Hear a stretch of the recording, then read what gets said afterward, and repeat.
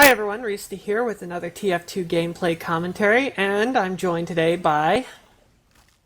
Hello, this is Tim, also known as TF2gentleman, and thank you for having me. Oh, my pleasure.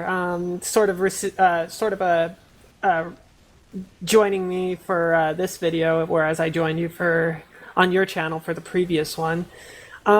Today, just not going to be talking so much about the gameplay that's going on, but instead, I'm going to be talking about a little bit of Team Fortress 2's design philosophy, and Tim and I have two different, interpretations of class balance and design philosophy for the game.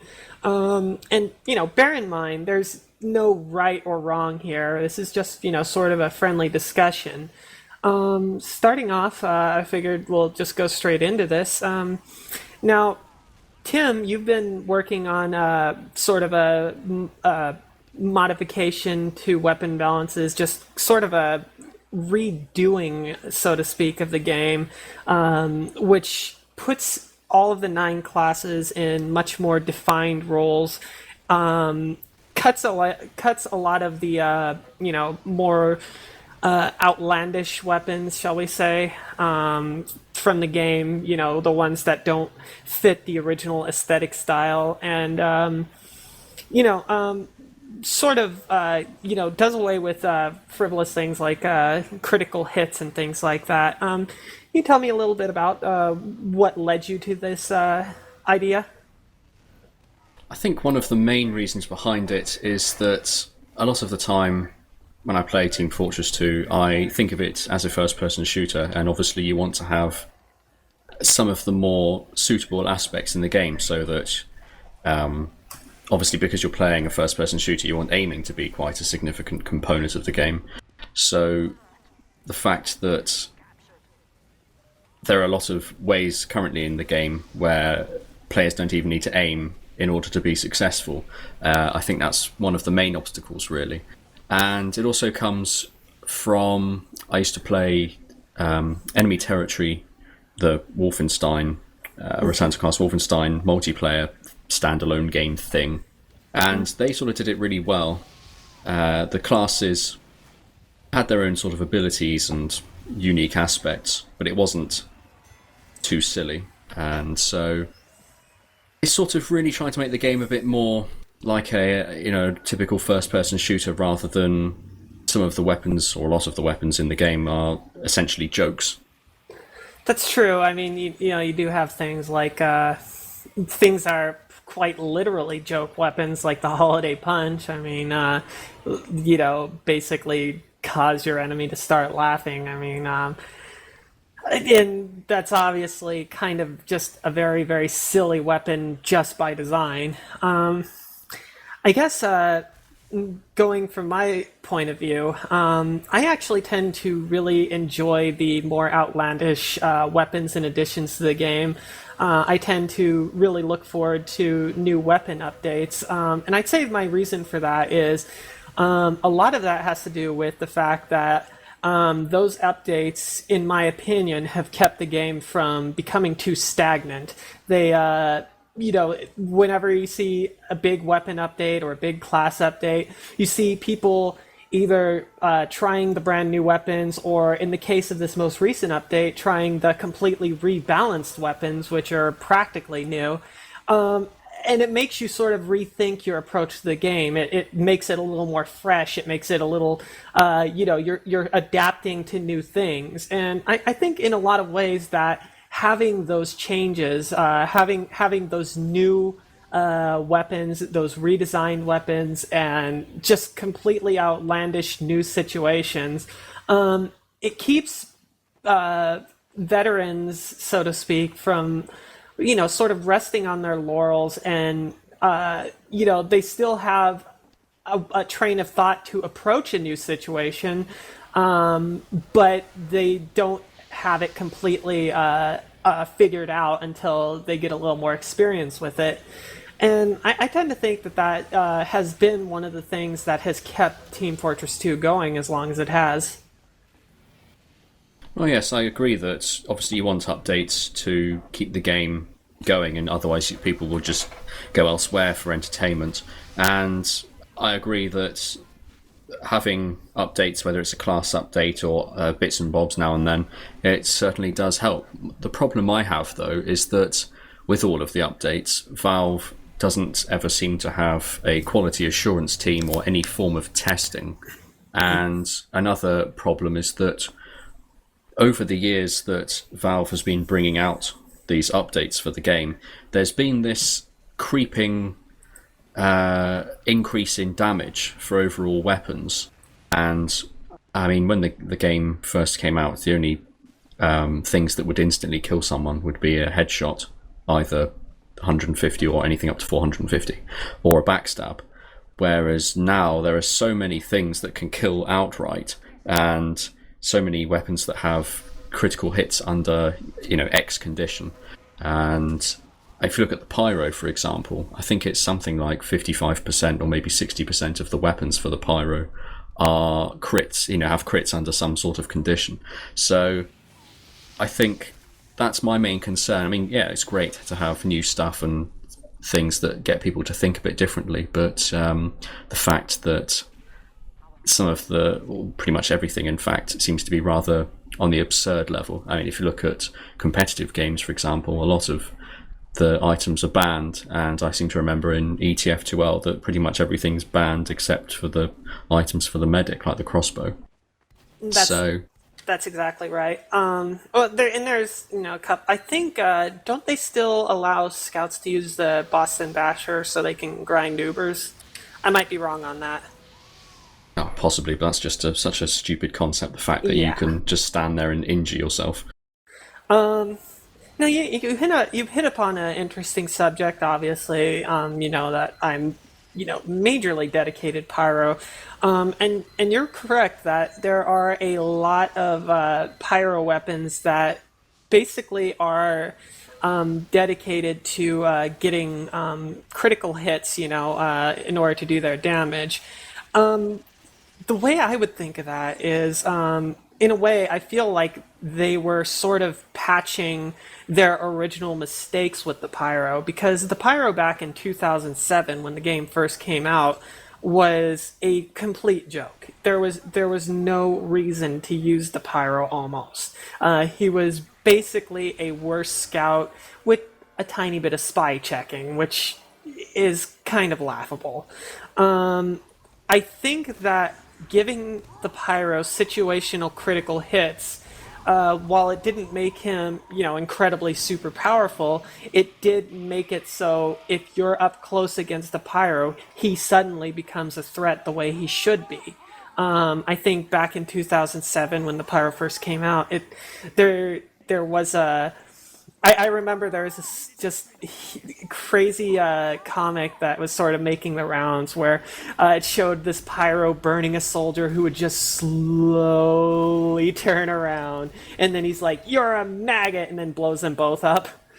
And that was sort of the problem. And that sort of leads me into my next question, which is, we talk about keeping the classes in more defined roles with less bleed over, and we sort of touched upon this on your video when I was guesting for you, and I have to ask this, without the dangerous abilities the Pyro has right now, with the quick switches and that sort of thing and the situational crits, what is the Pyro's role?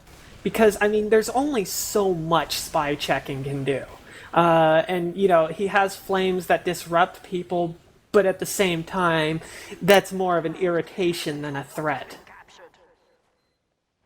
Yes. So I think the first thing to do, or the way that I have approached it, is I went back and looked over the developer commentary that came with the game, because obviously the people that made the game, you get to see what their frame of mind is, and a bit of reading about the Pyro, and it's essentially supposed to be the class that is best at the shortest range. So you have the flamethrower, which they mention both obviously continuous damage.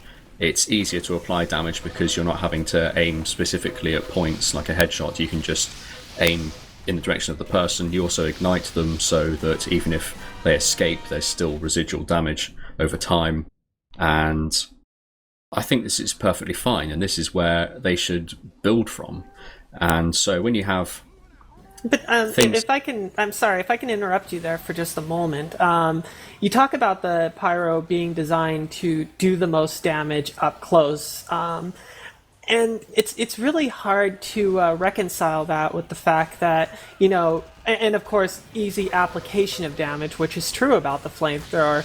However, it's hard to reconcile that with the fact that, Scout's scattergun can do far more damage up close.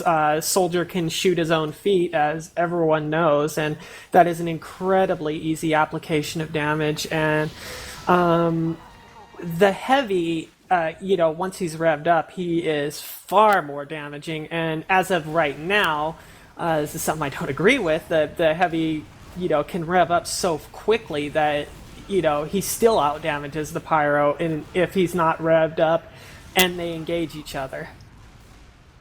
Well, yes, I'm talking about how I perceive the class to be, and obviously that would filter through all the classes, and they would be fixed to be, or I suppose I shouldn't say the word fixed, I should use the word altered, to cater for this. And so, for example, the Pyro has weapons that do a lot of damage at long range, which goes completely against the point of it being a short range class. So for example, the flare gun harassing snipers, and also the fact that a year or two ago, whenever it was, that they made it so that if you hit someone who's on fire with a flare gun, it's going to crit them for 90 damage. That's and you've got the detonator, which makes it easier because you don't even have to hit the target and still set them on fire, and all this sort of thing. And then there's also the absurdity of quick switch with the extinguisher. So, and this, because the reason why I object to this is it's such a silly idea, but also it completely deviates away from the point of an individual with a flamethrower. I think that's one of the key sort of core aspects of the class, and so I've tried to reshape it around that. And I mean, yes, you're right. There are a lot of classes that do more damage. I mean, before that 15% damage buff that they gave the flamethrower, at the end of the flame range, the medic's needle gun had more damage per second. Yeah, that's right. So... No, go ahead. All right. So I think what needs to be done here is they need to amend the class so that it is the best at the closest range, and also sort of polarize it a bit more so that whatever the flamethrowers are, they have more use. So, for example, my version of the degreaser is to make more of an ambush class, as the Pyro, I think, should be. So I made it so that it has half the ammunition, but a much higher burn rate. So it basically means you jump out on someone, you can do a huge amount of damage very quickly, but the player also then has to bear in mind ammunition and can't just simply run around the level with plus attack bound, in console. So now, that I think that sort of harkens to the I think the basis for both of our philosophies, whereas you've sort of take the original developer commentary and build off of that. I think my way of thinking is that the developer commentary isn't necessarily something to be taken as writ. In the developer's mind, the way they intended it, and getting back to the Pyro one more time, the Pyro is supposed to be an offensive class. It's one of the three classes categorized as an offensive class. And once again, when Team Fortress 2 came out, the Pyro was horrible at this. Like, not even passable. He didn't have offensive capabilities.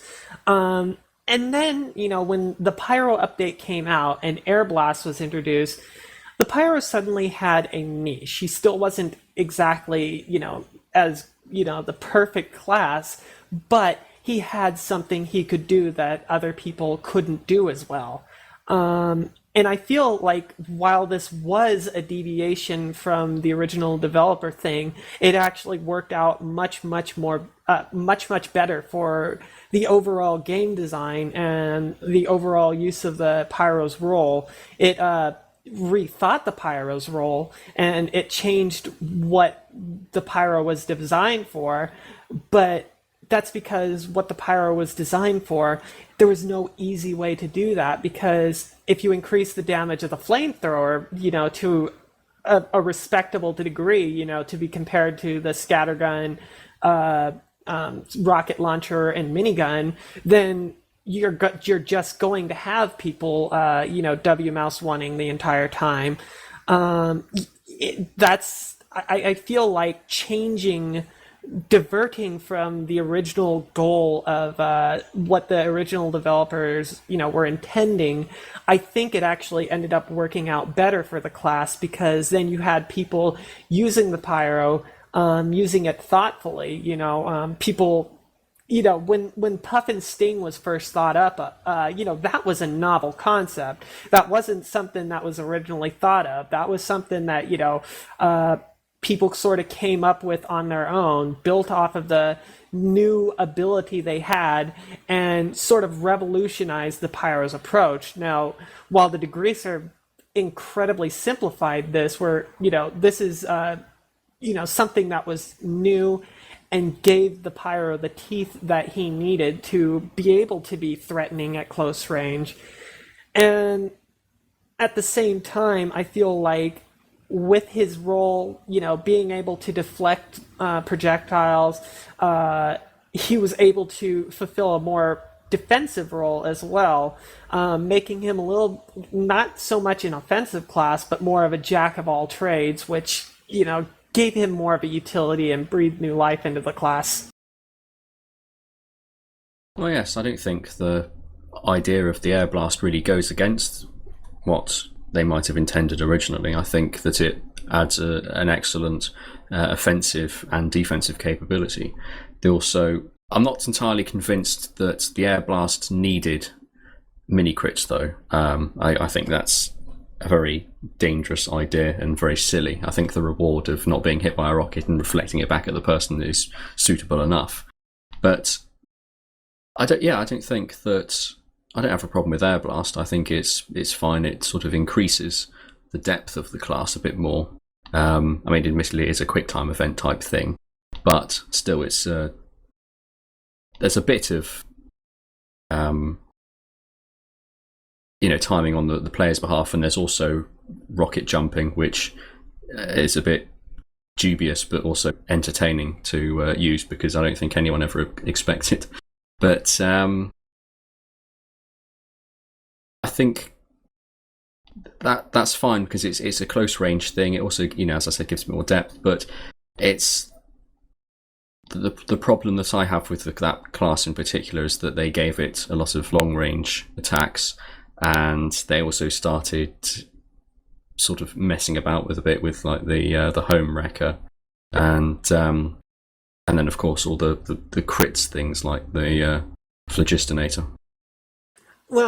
Well, I would agree that, not every change has been for the best. I don't necessarily think, having long-range abilities such as the flare gun, the detonator, that sort of thing, I don't think that's necessarily a bad thing.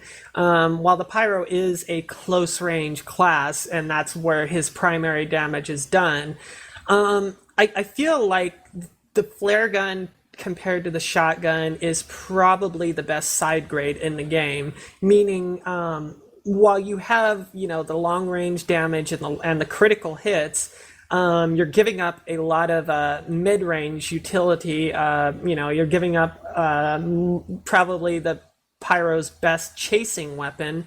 When someone's on fire and running away, the shotgun is probably the easiest fallback you have.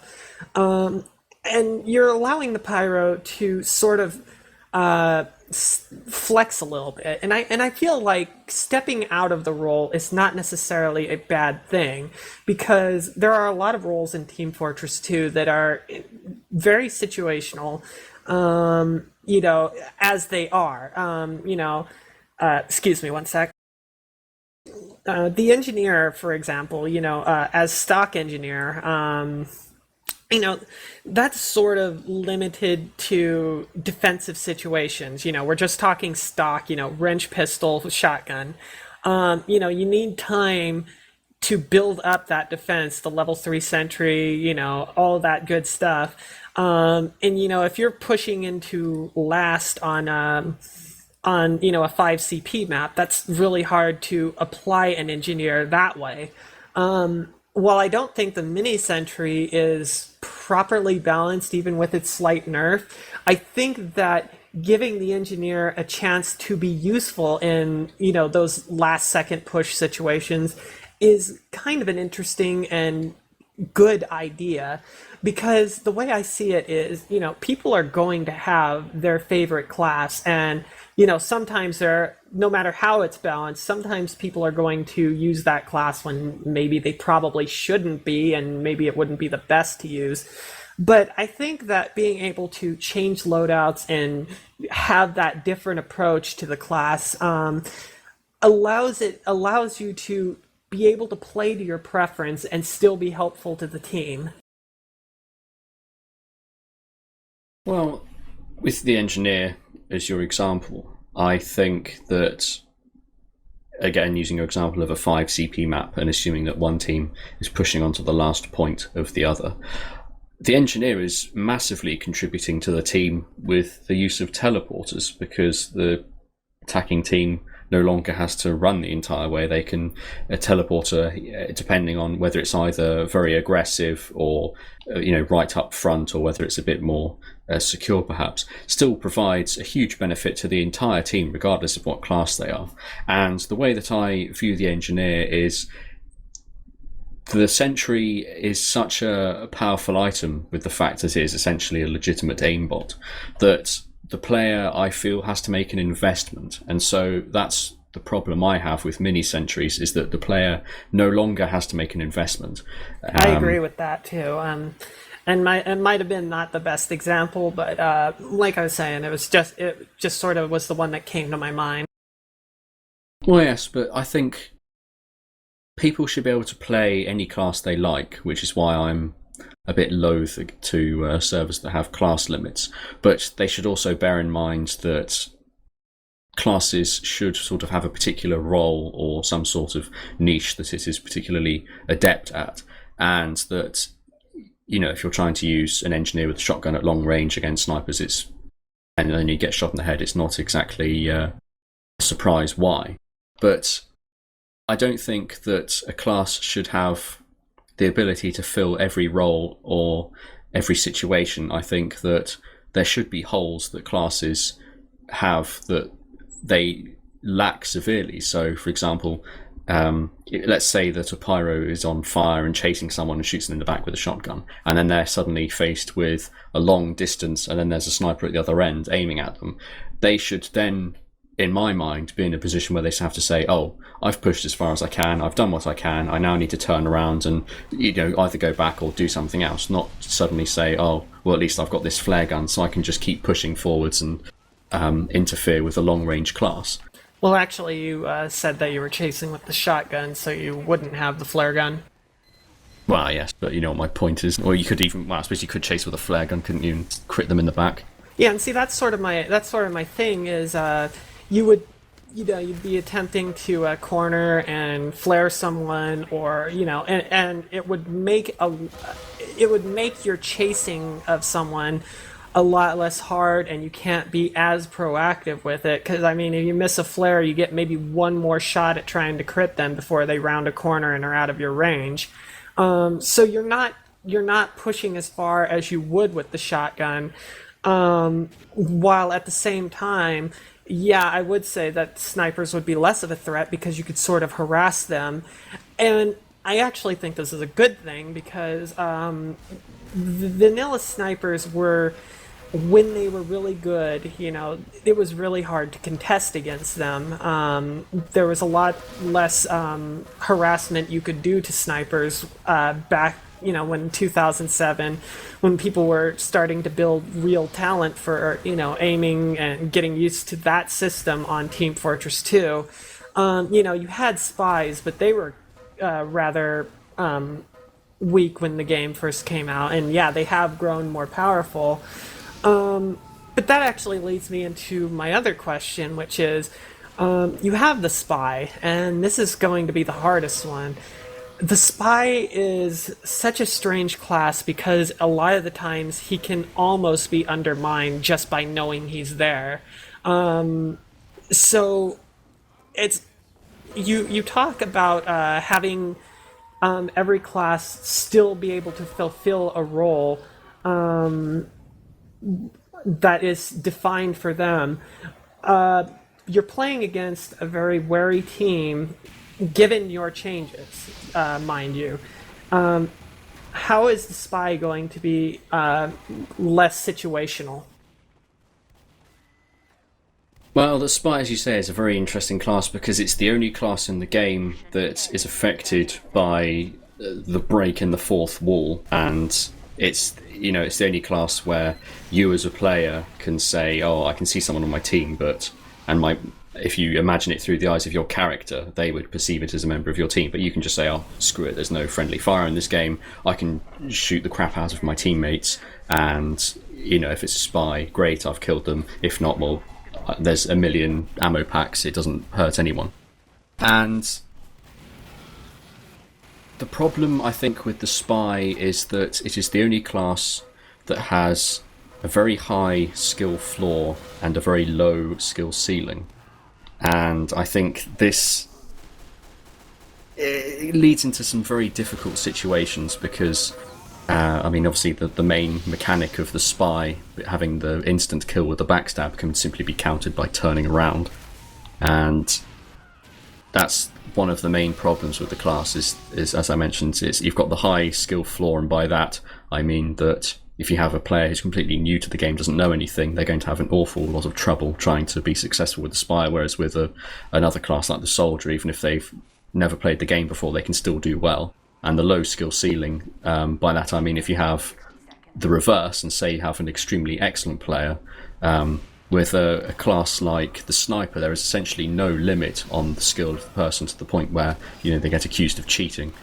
Whereas and then with a spy, there's only so much they can do.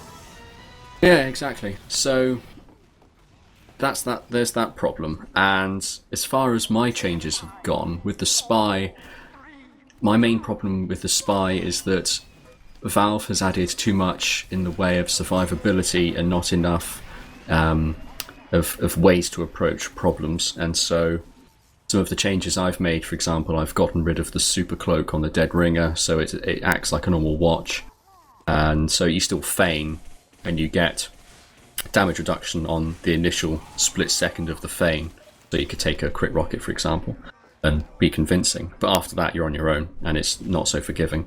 But also the weapons as well. I think that with weapons like the Enforcer, that is really over the top, doing 70 damage at close range, and I don't think that Valve has really balanced that at all. They tried doing they put a band-aid on it, but yeah, it was a really pointless one. I mean, about the only good thing they did about that was removing random crits so it didn't immediately one-shot someone, but still. Well, that's not really a factor in the game. The crit shouldn't be in the game anyway. That's true. And just putting no random crits on it doesn't change it, and especially if you're playing on a server with crits disabled, then that downside no longer exists. But I reshaped the class slightly so that it was more to do with assassination and a lot of quick burst damage, but also reducing some of the survivability, so it is more of high risk, high reward gameplay. And my change for the Enforcer was I gave it more spread and base damage and a higher rate of fire. And so the purpose or the particular use for the Enforcer would be either dealing with people at point blank range, because you have the higher rate of fire, means you're doing more damage over time, or if a backstab doesn't work, you can quickly switch to the Enforcer, shoot the person, and then be on your way. but also, because of the spread, means that you can't use it just generally for shooting people for hours on end. Well, that's fair enough. Well, we're right about the 30-minute mark, so I think we can wrap it up there. I really appreciate your input on this. I think we had a pretty good conversation about this subject. And once again, this is all opinion based. Love to hear you guys' opinion in the comments section. Thank you very much for coming on here, Tim. Well, thank you for having me. Have a good one, everyone.